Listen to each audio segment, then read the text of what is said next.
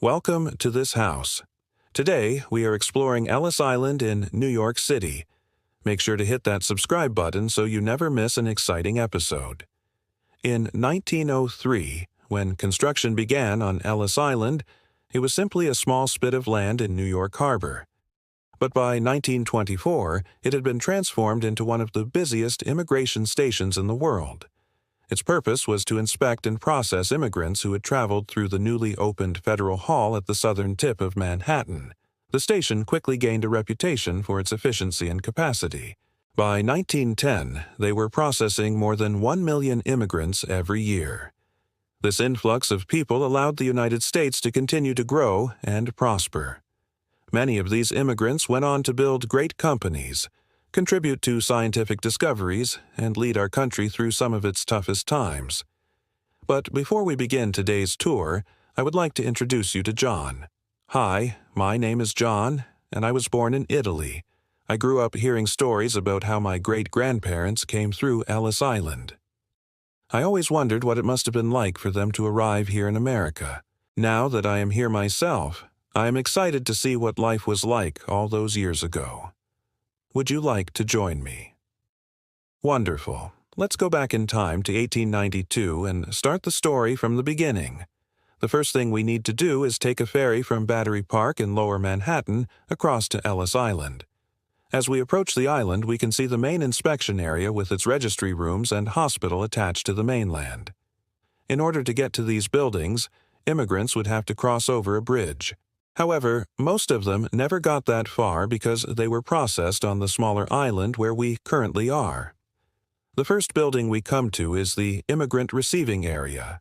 This is where it all began. It was here that immigrants' names were checked against the manifest to ensure they had the proper documentation to enter the U.S. Those who made it past the first checkpoint continued on to the second floor, where they were inspected by doctors, many of whom only had a few seconds to examine each person. While the doctors were looking for signs of contagious diseases or disabilities, immigrants who appeared healthy were given a medical examination and marked with a special chalk symbol indicating their status. Doctors typically did not speak the same language as the immigrants, and so they had developed a system of symbols instead. An cheat chalk mark meant the immigrant was healthy and allowed to proceed to the next step in the inspection process. A circle around the H meant the immigrant was healthy but had some minor issue that would prevent them from entering the U.S. unless they received treatment. A triangle meant the immigrant was hospitalized, and a plus sign indicated that they should be returned to their country of origin. Beyond the medical examination, immigrants were inspected by an immigration official. These officials were responsible for determining whether an immigrant could be admitted to the U.S. They looked for signs of poverty or criminality and used their judgment to determine if the immigrant had enough money to support themselves while they looked for work. While most of the immigrants entering the U.S. through Ellis Island were poor, immigration officials understood that poverty alone was not a good reason to deny someone entry. In fact, they found that the majority of immigrants who entered the country without any money soon found employment and were able to support themselves within just a few months.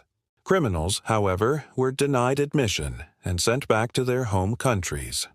It is important to remember that during this time period, there was very little federal law enforcement in the U.S. Most police forces were local and had limited jurisdiction. So, immigration officials had to rely on the honor system when inspecting immigrants to determine if they should be admitted to the country. To help with this process, each passenger on a ship was assigned a number. When they arrived at Ellis Island, they were given a large card with that number written on it. The card was then taken away after the various inspections to indicate which group the immigrant belonged to. If the card was returned with a stamp on it, that meant the immigrant was denied admission to the U.S. and was being returned to their country of origin. If the card was returned with a small piece of paper attached to it, it meant that the immigrant had been admitted to the country and was free to find employment and build a new life for themselves in the United States. As we move to the third floor of the registry room, we can see that the process of admitting immigrants was not without its challenges. There were often long lines of immigrants waiting to be inspected, especially during the busy summer months.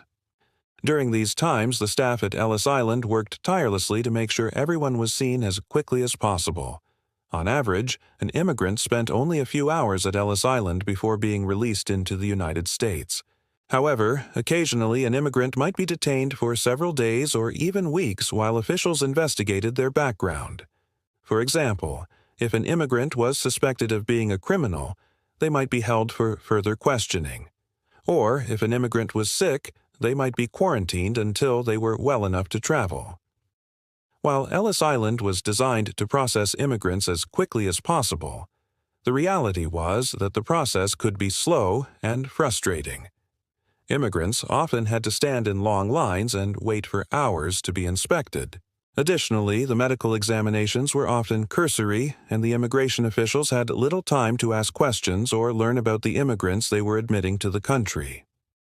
Despite the challenges, the vast majority of immigrants who came through Ellis Island were able to start new lives in the United States. They were welcomed by friends and family who had come before them, and together they built businesses, raised families, and contributed to American society. The next stop on our tour is the Ellis Island Hospital. When immigrants arrived at Ellis Island, they were inspected by doctors who looked for signs of contagious diseases or disabilities. If an immigrant was sick, they were sent to the hospital where they were treated before being released into the United States. The hospital was also used to quarantine immigrants who had been exposed to contagious diseases but were not yet sick.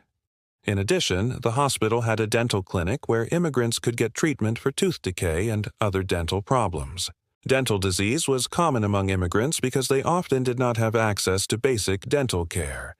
The dental clinic at Ellis Island provided much-needed services to these new Americans and helped them start their lives in the U.S. with a clean bill of health. After leaving the hospital, most immigrants continued on to the registry room where their names were checked against the passenger manifest. Only those who had the proper documentation were admitted to the United States. The final stop on our tour is the American Immigrant Wall of Honor, which contains the names of more than 20 million immigrants who came to the U.S. through Ellis Island between 1892 and 1954. The wall is a tribute to these immigrants and their contributions to American society. Many of the immigrants who came through Ellis Island went on to become successful business people, scientists, and leaders.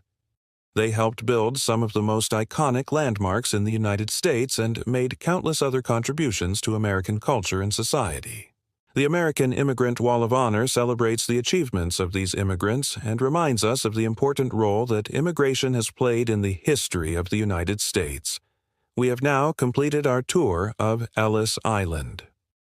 Before we go, I would like to leave you with a quote from Emma Lazarus, who wrote the famous poem The New Colossus.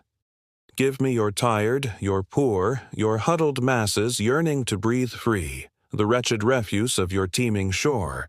Send these, the homeless, tempest-tossed to me. I lift my lamp beside the golden door." This poem is a powerful reminder of the hope and opportunity that drew immigrants to the United States and the role that Ellis Island played in making that possible. Thank you for joining me on this journey through time. If you enjoyed this video, make sure to hit that subscribe button so you never miss an exciting episode. Until next time, stay curious. Millions arrived with nothing but hope in their pockets. Ellis Island became the doorway to new lives and endless possibilities. Here's to dreaming big and making your mark on the world. Cheers.